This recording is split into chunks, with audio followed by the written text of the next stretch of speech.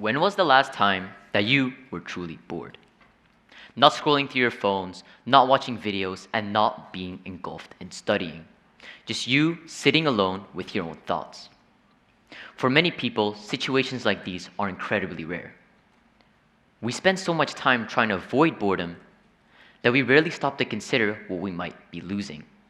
And I think that thing is confidence. Many people believe confidence is something you're born with naturally. They look at athletes, celebrities, and influencers and assume they were just born that way.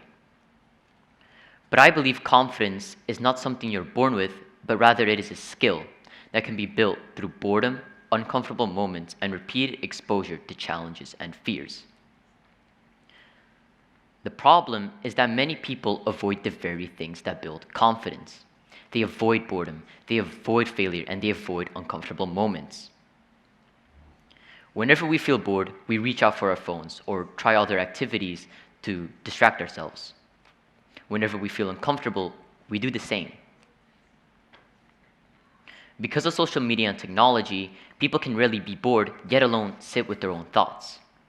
But those moments aren't a bad thing. Boredom gives us time to think, reflect, and develop new and greater ideas. And uncomfortable moments work in the same way. Whether it's speaking in front of a large audience or meeting new people, those kind of situations force us to grow. I know this because I experienced it myself. When I was 8 years old, I moved from Belgium to Korea. I found it extremely difficult to speak in front of other people. And moving to a completely new country pushed me far outside my own comfort zone. And for a very long time, I felt alone, afraid, and uncomfortable. And at the time, I saw this as a negative thing. I mean, who wouldn't? But looking back, I realized those moments were the most important. So I slowly started to face them. I joined Taekwondo. I started playing the saxophone. Sure, these were small steps, but they made me become more social and willing to try new things. Then, as time went on, I began participating in things such as debate. First, speaking in front of others felt terrifying. But over time, it became easier. I became more comfortable with it.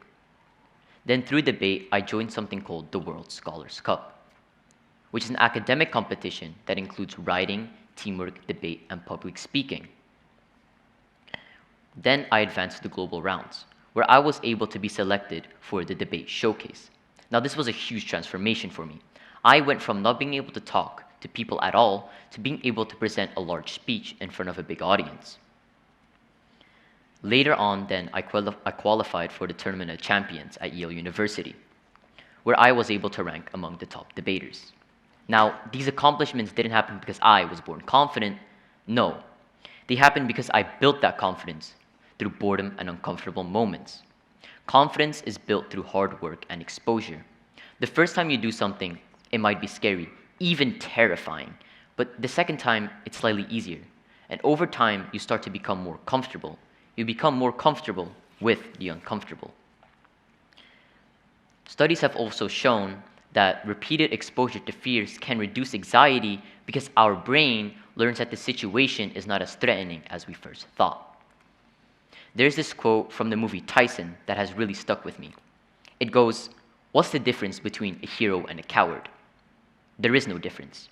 They both feel the same. They are both scared. They fear getting hurt.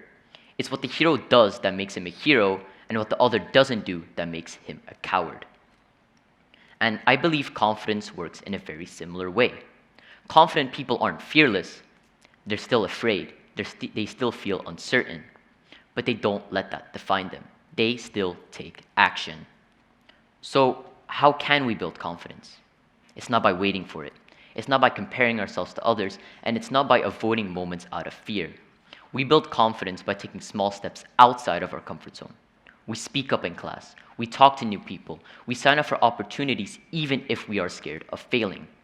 And with building confidence, people can discover and ignite their own spark of genius.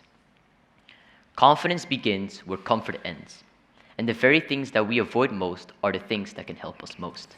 Thank you.